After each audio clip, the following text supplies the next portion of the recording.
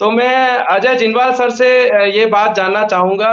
Sir आप मूल निवासी संघ के राष्ट्रीय स्तर के राष्ट्रीय ट्रेज़रर हैं, तो मैं आपसे सर जानना चाहूँगा जैसे मूल निवासी संघ सामाजिक संगठन है जो जो देश की कहते हैं कि 85% जो आबादी है एससी, एसटी, ओबीसी और उनमें से कन्वर्टेड माइनॉरिटीज़ जिनको आप मूल निवासी कहते हैं। तो सर जैसे अभी जो राजनीति चल रही है, बुलडोज़र की राजनीति हम कहते हैं, जो संविधान के विरुद्ध राजनीति चल रही है, तो आपकी दृष्टि से सर कैसा ये जो विषय हमने रखा है उसको आप कैसे देखते हैं अभी? कि कैसे ये क्या संविधान विरुद्ध में है या संविधान सम्मत चल रही है? अगर संविधान सम्मत होती तो कैसी राजनीति होती? और अभी कैसी राजनीति चल रही है? जी सर। सर ये जो सब्जेक्ट है इसमें तीन कॉन्सेप्ट हम देखते हैं, एक संविधान, एक उसके विरुद्ध और एक बुलडोजर और एक राजनीति, इसमें एक शब्द है बुलडोजर। ये जो टर्मिनोलॉजी है ये एक तरीके से अपने आप में ही हिंसा और तानाशाही को दिखाती है। जिस तरीके से हमारे दुश्मन ने ये जो उसका प्रोपोगेंडा है हमारे दुश्मन का, उसने बड़ी अपने अपनी मीडिया के माध्यम से इस राजनीति की शब्दावली को रचा है और इस हद तक उसने इसका प्रचार प्रसार किया है कि इसके पीछे जो मंशा है वो छुपी हुई मंशा तो है हिंसा करना, लेकिन किस तरीके से मीडिया जो है उसको पॉजिटिव वे में दिखा रही है कि हम अवैध जिन लोगों ने कब्जा किया हुआ है उन अवैध कब्जे के खिलाफ हमारी सरकार जो है काम कर रही है, हम कानून को अपने राज्य में लागू कर रहे हैं। मीडिया उसको सकारात्मक दिखा रहा है, लेकिन जो हिडन में है उन वो हिंसा हो रही है। तो पहला हम समझेंगे इसमें कि ये संविधान के विरुद्ध है या नहीं। मैं ये कहना चाहूंगा कि संविधान के अंदर ये बताया गया है कि वहां पर संवैधानिक संस्थानों को शक्तियों का जो बंटवारा है वो उसका बंटवारा विकेंद्रीकरण रूप में किया गया है। मतलब वहां पर किसी भी एक संस्था के पास शक्ति एब्सोल्यूट नहीं है, किसी के पास परमानेंट शक्ति नहीं है कि यही सब कुछ करेगा। हर किसी को अलग अलग संस्था को, अलग अलग डिपार्टमेंट को, अलग अलग मंत्रालय को अपना काम दिया गया है। पुलिस को अपना काम दिया गया है, न्यायपालिका को अपना काम दिया गया है, प्रशासन को अपना काम दिया गया है। लेकिन वर्तमान में यदि हम देखते हैं तो हमें पता चलता है कि जिस संस्था का जो काम है वो संस्था वो काम ना कर कर दूसरी संस्था का काम कर रही है। मतलब प्रशासन न्याय देने का काम कर रहा है, पुलिस भी न्याय देने का काम कर रही है क्योंकि वो पनिश कर रही है। भाई पनिश करने का जो काम है वो कोर्ट का फैसला है कि क्या सही है और क्या गलत है।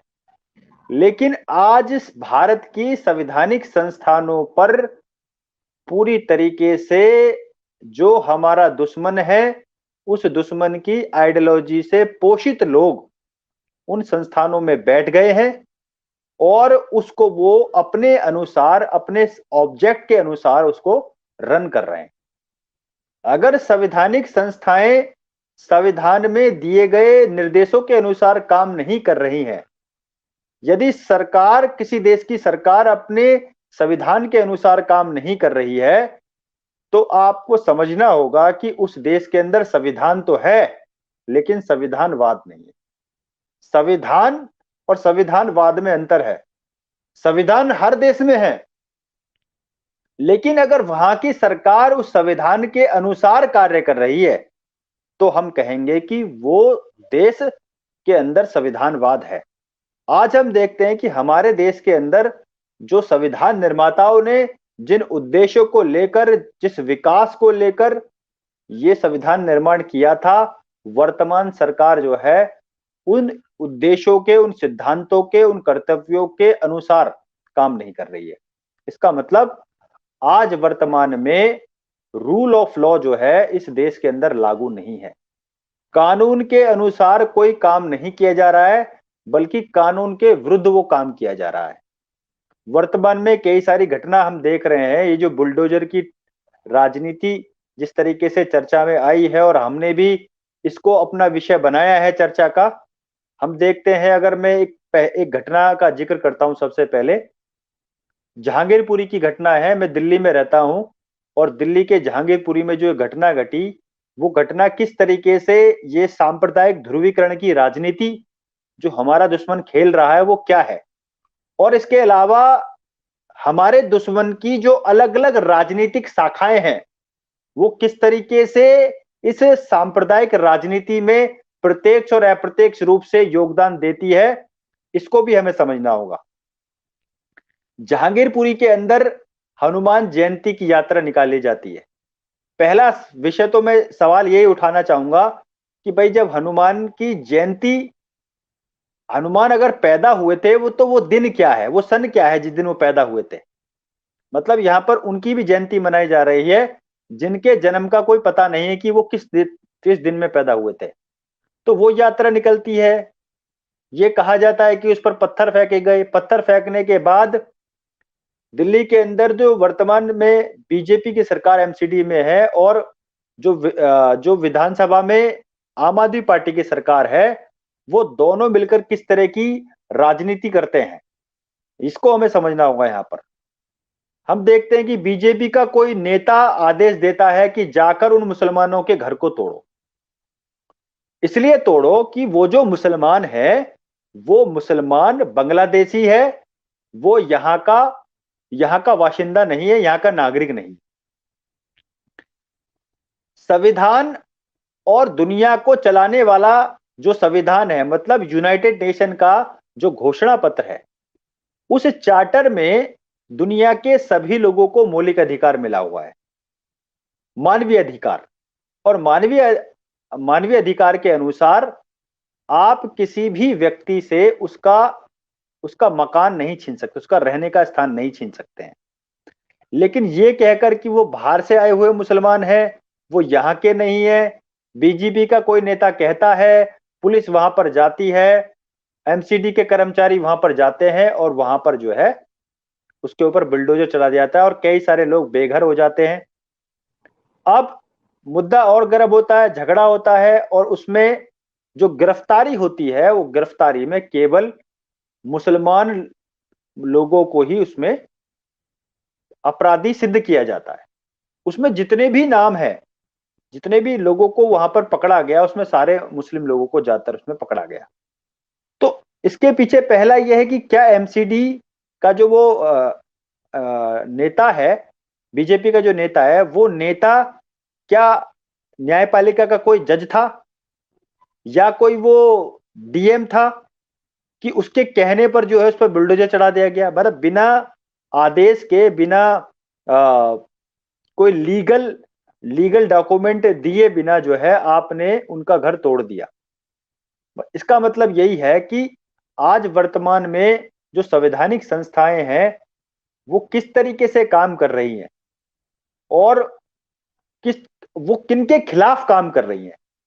अभी हम देखते हैं, हम बोल रहे हैं कि भाई 15% लोग जो है, ये लोग जो है ये तानाशाही कर रहे हैं, ये संविधान के विरुद्ध काम कर रहे हैं।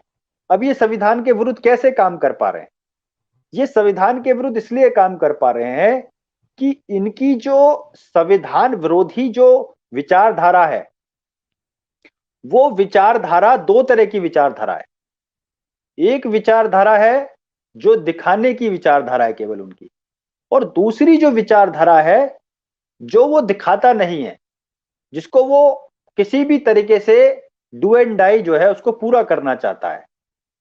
वो दो तरीके से चलता है हमारा दुश्मन। लेकिन हमारी जो बहुजन समाज की जो राजनीति है, उसकी नीति और कूटनीति कोई अलग अलग नहीं है। वो सामने से जैसा कहता है वैसा ही वो करता है। मतलब हम अपनी कूटनीति भी बता देते हैं और हम अपनी नीति भी बता देते हैं। हमारे दुश्मन के पास जो राजनीति करने का जो एंगल है, उस एंगल में हम देखते हैं, अगर मैं एक उदाहरण के साथ आपको बताना चाहूं तो उनके बैनरों और पोस्टरों में किसी महापुरुष की कोई तस्वीर नहीं होती। वो हमारी राजनीति में हम पहले से सिंबलाइज कर देते हैं चीजों को कि हम क्या करने जा रहे हैं। मतलब हमारे पास छुपा हुआ कुछ भी नहीं है, उनके पास छुपा हुआ है, वो बताते नहीं है। वो दिखाते कुछ है, करते कुछ और है। हम अपनी कूटनीति को भी अपनी राजनीति में शेयर कर देते हैं। मतलब हमारा अभी कोई सिस्टम, कोई राजनीति फिक्स नहीं हुई पाई है हमारी। तो यहाँ पर मैं दोबारा अपने विषय पर लौटना चाहूंगा 1 मिनट, कि हमारे सामने जो अभी वर्तमान की जो परिस्थिति है संविधान की, वो इस तरीके से है कि संविधान के विरोध में जो संवैधानिक संस्थानों में बैठे हुए लोग हैं, वो पूरी तरीके से जो हमारा स्टेट है वो मनुवादियों के कब्जे में आ चुका है। वो स्टेट जो है वो राम राज्य स्टेट बन चुका है। आज हम उनके एक्शन पर केवल प्रतिक्रिया कर रहे हैं। वो प्रतिक्रिया के द्वारा हम संवाद कर रहे हैं कि उन्होंने हमारे लिए कोई विषय बना दिया है और हम उस पर प्रतिक्रिया संवाद के रूप में दे रहे हैं। इसमें हमें सॉल्यूशन की तरफ जाना चाहिए।